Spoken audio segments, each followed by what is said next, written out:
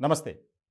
YS Sharmila కుమారుడు రాజారెడ్డి వివాహం త్వరలోనే కాబోతుంది అనే వార్త వైరల్ అయింది.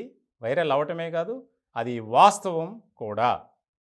ఎందుకనంటే రాజారెడ్డి అతను చేసుకునే అమ్మాయి కూడా ప్రముఖ పారిశ్రామికవేత్త చట్నీస్ హోటల్‌కి సంబంధించినటువంటి అట్లూరి వెంకట విజయ ప్రసాద్ మనవరాలు.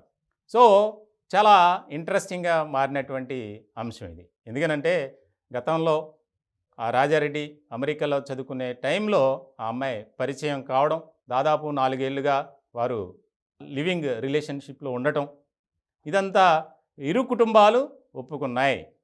దానికి సంబంధించి త్వరలోనే అంటే దాదాపు వచ్చే నెలలో 15 తర్వాత వివాహం ఉండొచ్చు. అది కూడా బెంగుళూరులో పెళ్ళికి ఏర్పాట్లు జరుగుతున్నాయనేది కూడా బాగా వినిపిస్తుంది. దానికి సంబంధించి 2 కుటుంబాలు కూడా ఒక నిర్ధారించాయి వివాహానికి సిద్ధమైనట్లు. దానికి సంబంధించి కూడా అట్లూరి ప్రియ అమ్మాయి, ఎవరైతే రాజారెడ్డి చేసుకునే అమ్మాయి పేరు అట్లూరి ప్రియ. తను కూడా రాజారెడ్డితో పాటే చదువుకుంది అమెరికాలో. మనం ఆ ఫోటో చూస్తున్నాం. వారిద్దరు ఫోటో అది. అలాగే ఇటీవల అట్లూరి ప్రియాకు వైఎస్ విజయమ్మ గాజులు తొడగటం, ఒక చీరను ఇవ్వటం కూడా అది కూడా బాగా వైరల్ అయింది. అంటే దాదాపు ఇక వివాహం జరిగేది ఒక్కటే. 2 కుటుంబాలు ఒప్పుకున్నాయి, అంగీకరించాయి అనేది ఆ పిక్‌ని బట్టి మనం ఖచ్చితంగా చెప్పవచ్చు. ఇక్కడ ఈయన విజయవాడకి చెందినటువంటి ప్రముఖ పారిశ్రామికవేత్త. ఆయనకు దేశవ్యాప్తంగా పలు చోట్ల హోటల్స్ ఉన్నాయి.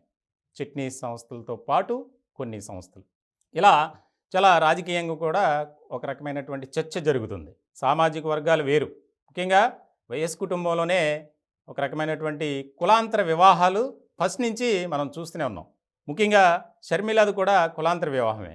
ఇప్పుడు ఎవరైతే బ్రదర్ అనిల్ కుమార్ ఉన్నారో ఆయన బ్రాహ్మిన్, షర్మిల రెడ్డి సామాజిక వర్గానికి సంబంధించింది. ఈ అమ్మాయి కూడా అట్లూరి ప్రియ కమ్మ సామాజిక వర్గానికి సంబంధించింది.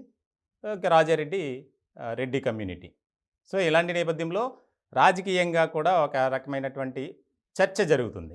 ఎందుకనంటే ఆంధ్రప్రదేశ్లో ఏ రకమైనటువంటి పరిస్థితులు ఉంటాయో మనకు తెలుసు. ముఖ్యంగా రెడ్లు అలాగే కమ్మ సామాజిక వర్గానికి మధ్య పోటీ తీవ్రంగా ఉండేటువంటి పరిస్థితి మనం చూస్తున్నాం. సో, ఇలాంటి నేపథ్యంలో వీరి వివాహం ఇంకా రాజకీయంగా కూడా ఒక చర్చ అయితే బాగా జరుగుతుంది. త్వరలోనే వివాహానికి అన్ని ఏర్పాట్లు జరగబోతున్నాయి. వివాహం కూడా గ్రాండ్‌గా చేయాలి. ముఖ్యంగా బెంగుళూరులో పెళ్లి జరిపించాలి అనేది ఒక ఆలోచనలో ఉన్నారంట 2 కుటుంబాలు.